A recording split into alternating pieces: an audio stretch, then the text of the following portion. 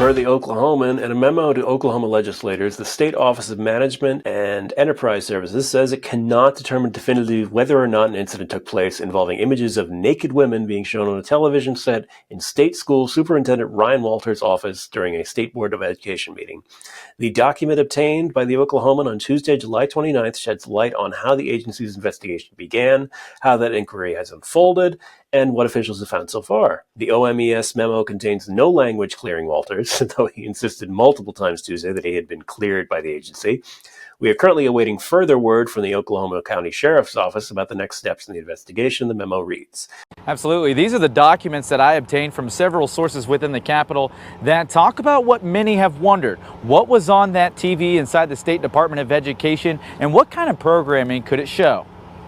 But the truth will win out. The truth has won out. State Superintendent Ryan Walters firing back against allegations a TV in his office showed nude women during a Board of Education meeting last week. Oklahoma's Management and Enterprise Services is investigating alongside the Oklahoma County Sheriff's Office. Walters told us the TV was showing cable news. Can you talk about the setup in there? Can anything cast on that TV?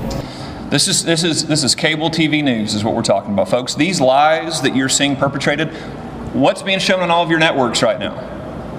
That's what was shown on TV. OMES found the TV does have cable access, but also streaming capabilities, a DVD player, and an antenna. It was connected to the state's open Wi-Fi network. And Walters argued during yesterday's press conference, none of his devices were ever connected to that TV. Streaming service YouTube TV was logged in through a former employee who owned it. OMES says the TV does have those screencasting capabilities, but you needed a passcode, which limited the number of people with that ability. Now, OMES's report says there are hundreds of apps on the TV, and they weren't able to fully review each one.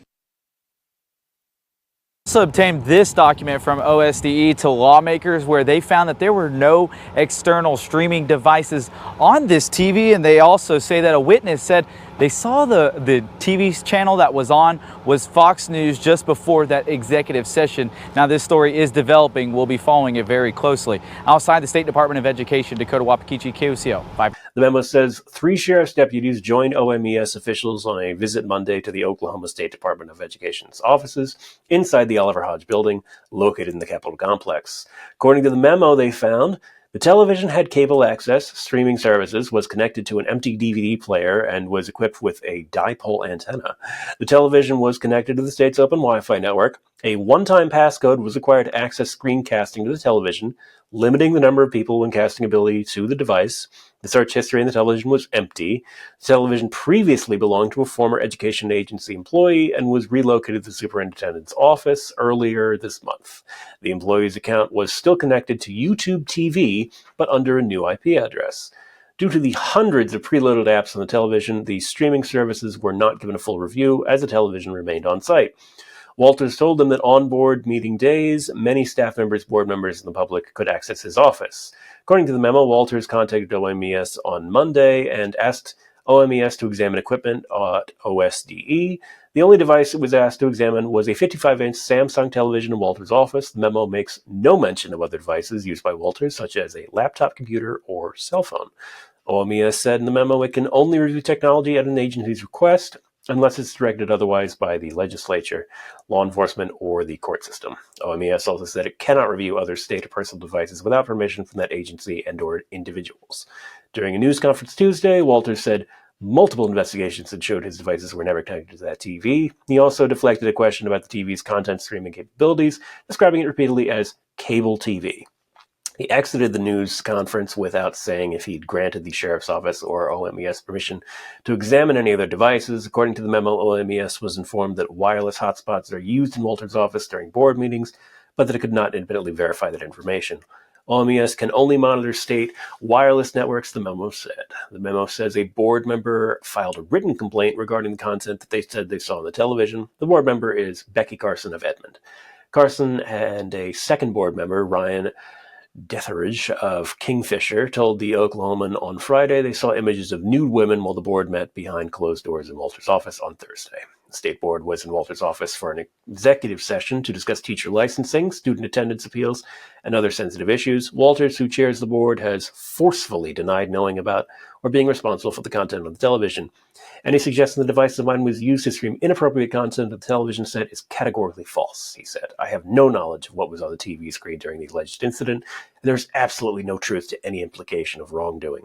According to the memo, Carson's complaint includes a request that Walter's computers, personal devices, and cell phone used by him in his office using government resources be preserved to ensure any pornography be preserved.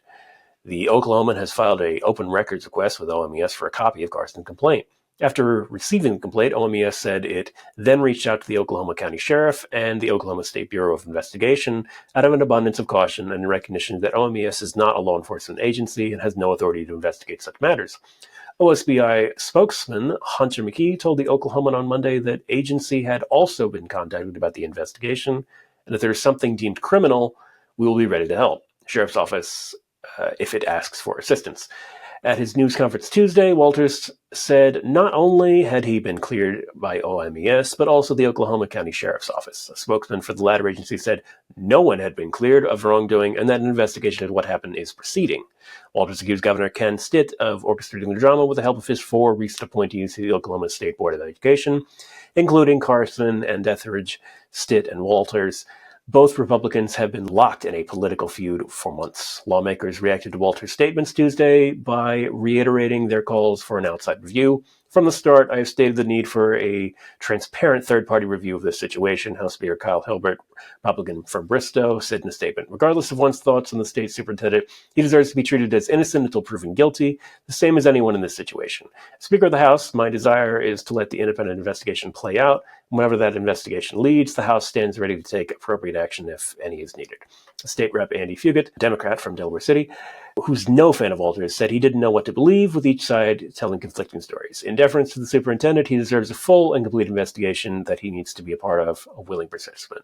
Fugate said, if nothing else, he ought to be interested in clearing his name, instead of coming out and just attacking everybody else, whether he's blaming the governor, he's blaming school board members, he's blaming the woke media.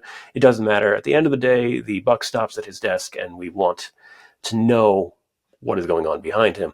Apparently, Mr. Walters, when he was proposing a woke test for teachers, there wasn't a question on there about not watching porn in your office. I mean, look, we can only speculate about the truth in this story. I mean, when has a Republican ever, say, watched pornography in the middle of a congressional session? Oh, decades.